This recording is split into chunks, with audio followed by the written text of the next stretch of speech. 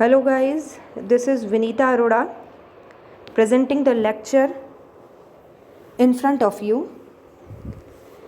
I am Assistant Professor Government Bangar College पाली और आज हम स्टूडेंट्स बात करेंगे इंट्रोडक्शन ऑफ स्टैटिस्टिक्स। जी हाँ, सांख्यिकी की सिंपल परिचय की बात आज हम करने वाले हैं। तो देखिए क्या होता है सांख्यिकी और उसका परिचय। सबसे पहले जब हम बात करते हैं सांख्यिकी की तो एक सिंपल तरीके से मैं आपको उसका मीनिंग या अर्थ बताना चाहूँगी। देखिए, जब हम सांख्यिकी की बात करेंगे तो सांख्यिकी में ही इसका अर्थ छुपा हुआ है। सांख्यिकी मतलब संख्या, यानी जहाँ संख्या है वहीं सांख्यिकी एप्लीकेबल हो सकती है।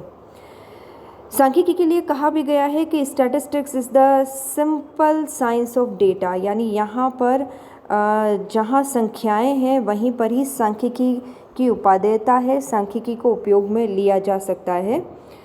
लेकिन ये मैं आपको क्लियर करना चाहती हूँ कि हर समंक, हर डेटा सांख्यिकी नहीं बनाता है। यानी कौन सा ऐसा डेटा है, कौन से ऐसे समंक हैं जो सांख्यिकी में उपयोगी है या जिनके द्वारा ही सांख्यिकी पॉसिबल है।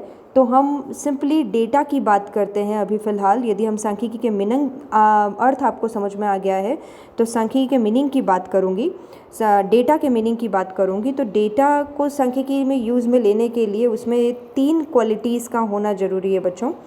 ये 3 क्वालिटीज़ कौन कौन सी है? सबसे पहले न्यूमेरिकल रिप्रेजेंटेशन होना चाहिए, यानी संख्या के बारे में आप अच्छे से जानते हैं। संख्या का मतलब संख्याओं से होना चाहिए, फिगर से होना चाहिए। यदि जिन संख्याओं को फिगर्स में एक्सप्लेन नहीं किया जा सकता, जैसे राम मोहन से बड़ा है, इवन ये एक तरह से समंक है, एक तरह से एक रॉ डेटा ज़रूर कहलाएगा, लेकिन इसमें समंक नहीं है, तो इसे डेटा नहीं कहा जा सकता स्टैटिस्टिकल पॉइंट ऑफ व्यू से। दूसरी क्वालिटी की बात करें तो यहाँ पर दूसरी क्वालिटी है कंपैरेबिलिटी।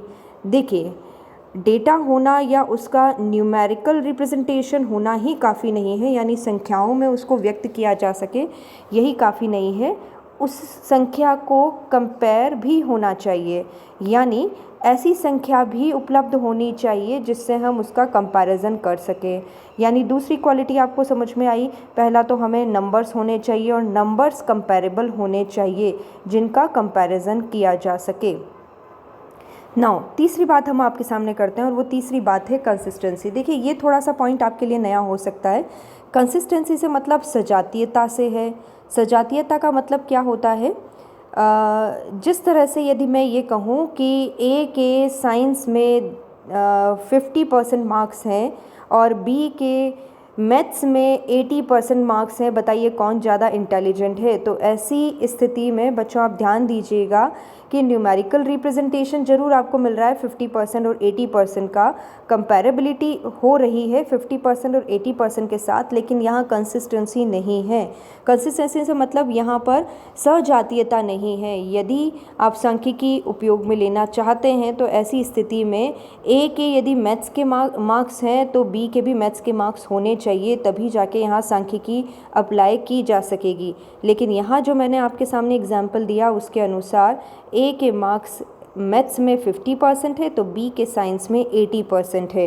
तो ऐसी स्थिति में सांख्यिकी या स्टैटिस्टिक्स को एप्लीकेबल नहीं किया जा सकता। तो जल्दी से हम इसे रिवाइज़ करते हैं। यदि कहीं भी आपको सांख्यिकी या संख्या का उपयोग लेना है सांख्यिकी के लिए तो ऐसी स्थिति में 3 क्वालिटीज़ आप चेक कर लें। और बच्चों ध्यान रखिएगा, ये तीनों क्वालिटीज़ एक साथ प्रेजेंट होनी चाहिए। इनमें से एक भी क्वालिटी नहीं है किसी एग्जाम्पल में तो आप वहाँ पर संख्या का उपयोग नहीं कर पाएंगे।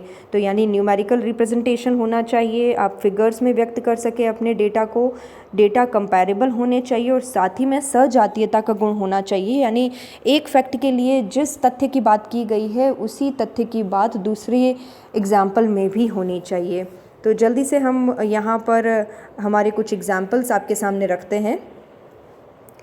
देखिए, यहाँ मैं कुछ एग्जाम्पल आपके सामने रख रही हूँ और एक एक हम चीज़ हम सॉल्व करेंगे, एक एक एग्जाम्पल सॉल्व करते हैं। Age of Ram is 40 year. Age of Ram is 40 year. देखिए, यहाँ पर आपको पता चल रहा है कि नंबर्स तो हैं, लेकिन नंबर होने के साथ यहाँ कंपैरेबिलिटी भी नहीं है, कंपेयर किसी से नहीं कर सकते और साथ ही में कोई कंसिस्टेंसी भी नहीं होगी। तो ऐसी कंडीशन में स्टैटिस्टिकल पॉइंट ऑफ व्यू से इस फर्स्ट एग्जाम्पल को डेटा नहीं किया कहा जा सकता। इसी तरह से सेकंड एग्जाम्पल की बात करें तो सेकंड एग्जाम्पल में A is older than B, सबसे पहला ही गुण यहाँ पर मौजूद नहीं है, यहाँ पर न्यूमेरिकल प्रेजेंटेशन है ही नहीं। A B से बड़ा है, लेकिन कितना बड़ा है, क्या एज है, हमें नहीं मालूम। A got 50% marks in statistics. देखिए यहाँ पर फिर पहली क्वालिटी तो हमारे सामने है, लेकिन दूसरी और तीसरी क्वालिटी नहीं है, कोई कंपैरेबिलिटी हमें नहीं मिल रही है और कंसिस्टेंसी भी नहीं है। साथ ही A is more intelligent then B, same वही जो हमारा सेकंड एग्जाम्पल था, A B से ज़्यादा समझदार है, लेकिन कितना समझदार है इसका कोई न्यूमेरिकल फैक्ट अवेलेबल नहीं है। तो ऐसी कंडीशन में हम इसे सांख्यिकी के लिए संख्या नहीं मान सकते।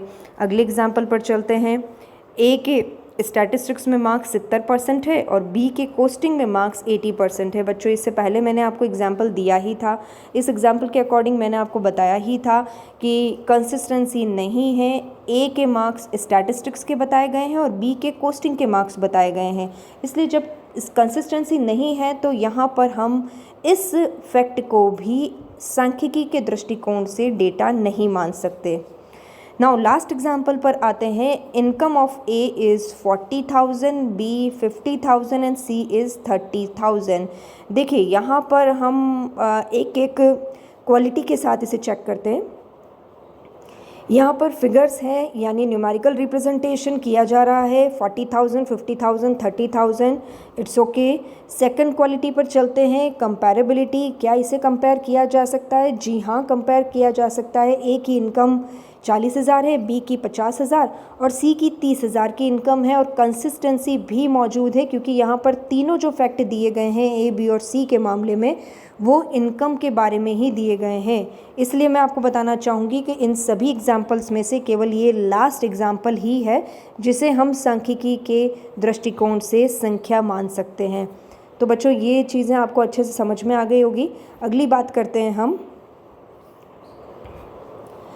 स्टैटिस्टिक्स का यूज़ कहाँ पर है। देखिए स्टैटिस्टिक्स का मीनिंग आप अच्छे से समझ गए होंगे। सांख्यिकी का सिंपल सा मतलब संख्या से है और संख्याओं में ये 3 गुण क्वालिटीज़ होनी चाहिए। लेकिन अब दूसरी बात यहाँ आती है कि हम सांख्यिकी को पढ़े ही क्यों, सांख्यिकी का क्या यूज़ है। तो ऐसी कंडीशन में मैं आपको बता दूं कि सांख्यिकी प्रेजेंट को एस्टिमेट करके फ्यूचर का प्रिडिक्शन करता है। देखिए अभी राइट नाउ आप कई बार न्यूज़पेपर में पढ़ रहे होंगे कि इस बार मानसून अच्छा रहेगा, पिछले मानसून की तुलना में इतने % ज़्यादा मानसून रहेगा। तो यहाँ मैं आपको बता देती हूँ कि स्टैटिस्टिक्स ही इन सब के पीछे है। यानी स्टैटिस्टिक्स में पास्ट डेटा को एनालाइज किया जाता है और उस पास्ट डेटा के आधार पर निष्कर्ष निकालकर ये बताया जाता है कि फ्यूचर में क्या हो सकता है। ओके, इसी वजह से आपको आजकल न्यूज़पेपर में पढ़ने को मिल रहा है कि भारत की ग्रोथ रेट या इकोनॉमिक रेट डाउन हो जाएगी ड्यू टू द लॉकडाउन।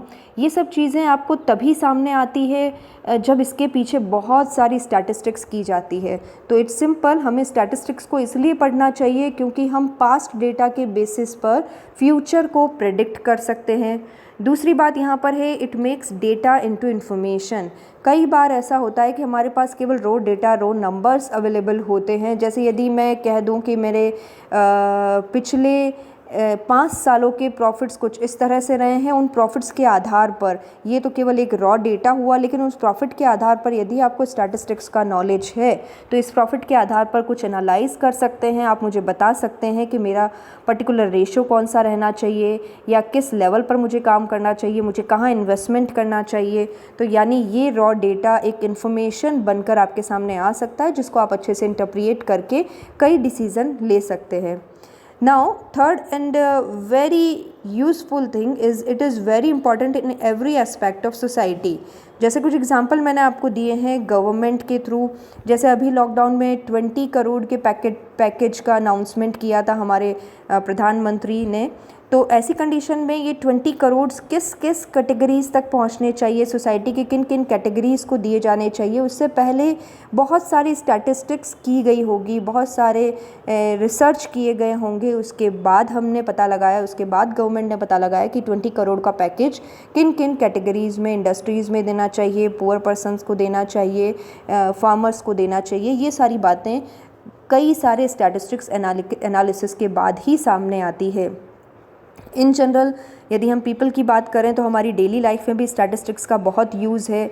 यदि आप अपने पॉकेट मनी मिलती है, उस पॉकेट मनी को सेव करते हैं तो आपको पता चलता है कि हमें कितनी इनकम मिली है, हमने कितना एक्सपेंडिचर किया है, हमें कितना बचाना चाहिए, हमें यदि नया मोबाइल ख़रीदना है तो हमें किस तरह से सेविंग्स करनी चाहिए।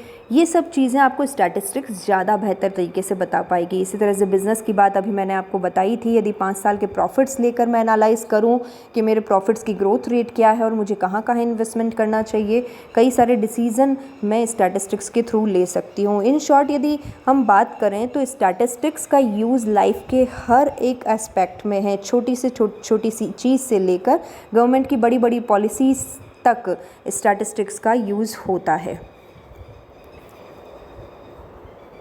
तो guys thank you, this was the session जिसमें हमने पढ़ा कि स्टैटिस्टिक्स का मीनिंग क्या है, डेटा की क्वालिटीज़ क्या है, और साथ ही में हमने देखा कि क्यों हमें स्टैटिस्टिक्स का यूज़ करना चाहिए, स्टैटिस्टिक्स को पढ़ना चाहिए। Thank you so much guys.